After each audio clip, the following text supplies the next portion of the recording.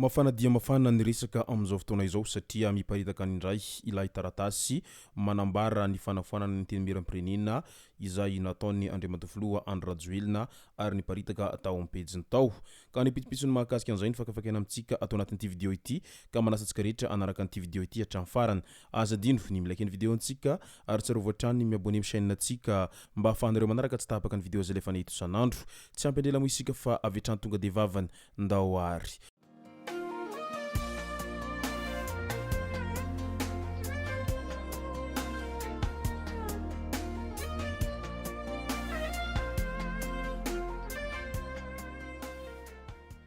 Ny tonga tsy miarahaba hono na mantesitra ka dia faly miarahaba isika rehetra mpanaraka tsy tapaka an'ity chaîne ity tenako amin'ity androandroany ity araka n'izay efa natsipiko zay dia ny mahakasika an'ilay resaka mandeha tsiroa amin'ny hoe fanafoanana ny Antenimierampirenena no tena iompanantsika atao anatin'ity vidéo ity fa milohan'izay dia andao aloha resantsika ireto tsara ho fantatra manaraka ireto. Ny andry nivoaka malagasy rehetra an'izay mety ho fametrahampelan'ny Andriamatofiloha Andry Rajoelina tao anatin'ny fotoana maromaro zay nandritrany izay fihetsiketseham-bahoaka sy ny tolona maro isan-karazany izay niseho manerana ny nosy izay.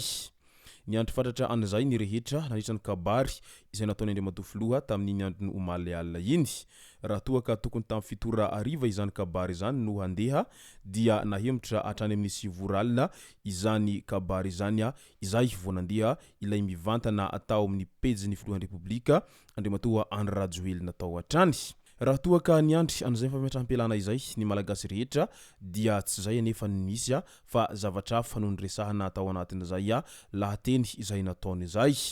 Tao mo izy ny teny mazava tsara ny aminy hoe ny antony nahatonga azy nandositra ny alan'i Madagasikara satria maro ireo zay mifofo ny ainy amin'ny mahafiloam-pirenena azy amin'izao ankehitriny zao satria marobe ireo zay tsy faly amin'ny fitondrany araky ny volazany hatrany ka izay no antony mahatonga an'izay fifofona ny ainy izay no izay hoe tsy fahafaliana sy ny tsy fitovian-kevitra ara-politika izay.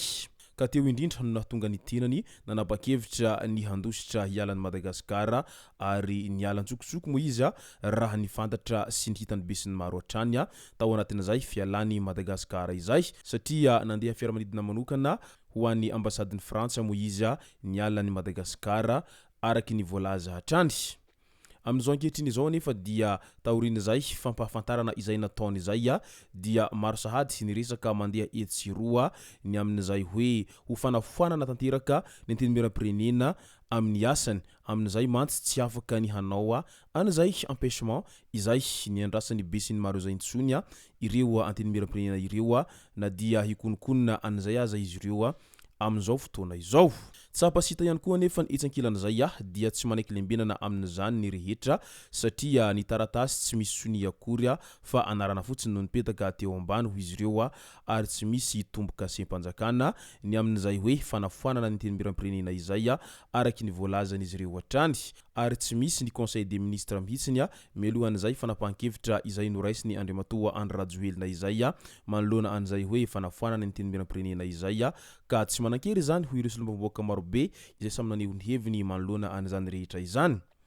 Itsankilan'izay anefa dia tsy niandrela ireo solombavamboaka satria amin'izao fotoana izao dia vorolanina izy ireo amin'ny Antenimierampirenena ao izay manao latsabato amin'ny fifidianana mba ho fanatsarana amin'ny asany Andriamatoa Andry Rajoelina izany hoe mba hanaovana an'izay empêchement izay nandrasany be sy ny maro efa tao anatin'ny fotoana lavalava mo izay resaka empêchement izay ka ao anatin'izany indrindra izy ireo amin'izao fotoana izao maro ireo zay tonga nanotrona an'izay fifidianana izay ao amin'ny Antenimierampirenena ao fa misy ihany koa ireo zay tsy tonga nefa dia nandefa procuration amin'ny anaran'izy ireo mba ahafahan'ireo namany izay manao latsabato ao anatin'izay fanaovana ny fikonokononana ny empêchement izay satria tsy nahavaholana ho izy ireo hatrany Andriamatofiloha ka izay no mahatonga azy ireo tsy maintsy niroso amin'izay fanaovana latsabato amin'ny empêchement izay.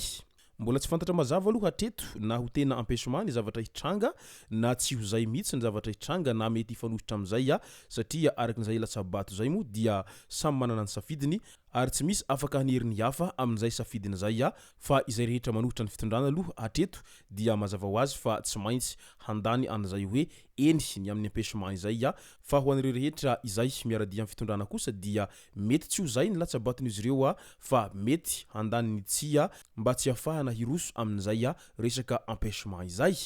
Ary raha ny isa no jerena dia ry zareo mpomban'ny fitondrana no maronisa hatreto fa ny mpanohitra ny fitondrana dia vitsenisa raha ny ao amin'ny assemblée io jerena amin'izao ankehitriny zao hatrany ampiantohana moa izany dia nahazo maronisa foana ry zareo iromara sy ireo indépendant izay hita fa mbola miankin-doha sy miaradia amin'ny fitondrana amin'izao ankehitriny zao. Ka eo indrindra no mahasarotra an'izay mety ho tombatombana ao anatin'izay hoe mety ho lany ve ny tsia sa ny eny no mety ho lany ao anatin'izany rehetra izany. Nefa ny vahoaka malagasy rehetra amin'izao fotoana izao dia miandry fatratra an'izay fahalaniny izay hoe eny izay amin'ny fanaovana ny empêchement any filoham-pirenena mba hahafahana manatsara tanteraka azy amin'ny asany sy mba hahafahana mandrava tanteraka ny gouvernemanta izay miaradia aminy ao anatin'izao hetsy-bahoaka izay hita fa tena leo tanteraka ny vahoaka tao anatin'izay taona maro zay raha toa ka niaritra foana ny vahoaka nandritra izay fotoana izay ary hita fa tena nandevitra ny vahoaka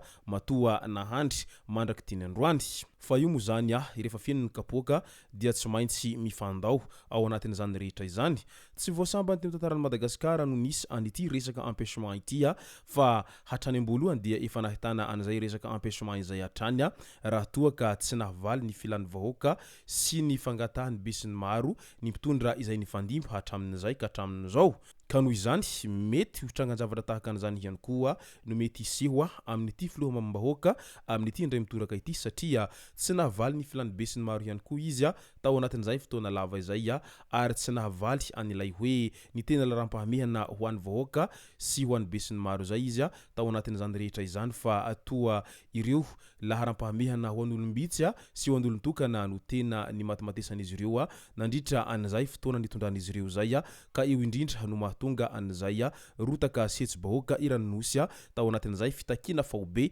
izay nataony tanora génération Z sy ireo mpanao politika maro isan-tsokajiny ary ny fikambanana sy ny syndicat izay niarany salahy ny rahihina tao anatin'izao hetsy-bahoaka izao ary ny farany dia tsy maintsy ny lavolefina ihany ny mpitandro filaminana zandary na dia niezaka nanao herim-pamoretana azy ireo tany ampiantohana tany noho ny baiko izay azon'izy ireo tao anatin'izay fanakatsakana ny vahoaka tsy haneo hevitra ankahalalahana izay fa rehefa nihetsika nitafika malagasy izay nandray avy hatrany ny fibaikona ary niaraka tamin'ny vahoaka dia iny ara fa rava tanteraka izay sakantsakana izay ary niara-niasa ihany ny mpitandro filaminana zandary sy nitafika malagasy amin'izao ankehitriny zao mba ho fitadiavana tombotsoa iombona ny vahoaka rehetra ary mba ho fikatsahana ny rariny sy ny hitsiny sy fiadina amin'izay Andry Rajoelina sy teritery izay mahazo ny vahoaka efa hatramin'ny ela izay. Na ny TVM aza amin'izao fotoana izao dia mba efa afaka mandefa an'izay vaovao mahakasika ny hetsy-bahoaka izay amin'izay raha nirarana tamin'izany moa izy ireo teo aloha. Izay zay no masaka azona roso tao anatin'ity video ity tomboko lasy tomboko vavy misaotratsika rehetra nanaraka an'ity video ity hatramin'ny farany. Aza dindro ny milaiky ny videontsika ary tsarovy hatrany miabone amin'ny chaîne antsika mba ahafahanareo manaraka sy tahapaka ny video zay rehefa nety isan'andro. Tomboko lasy tomboko vavy mankasitraka dia mirary soa.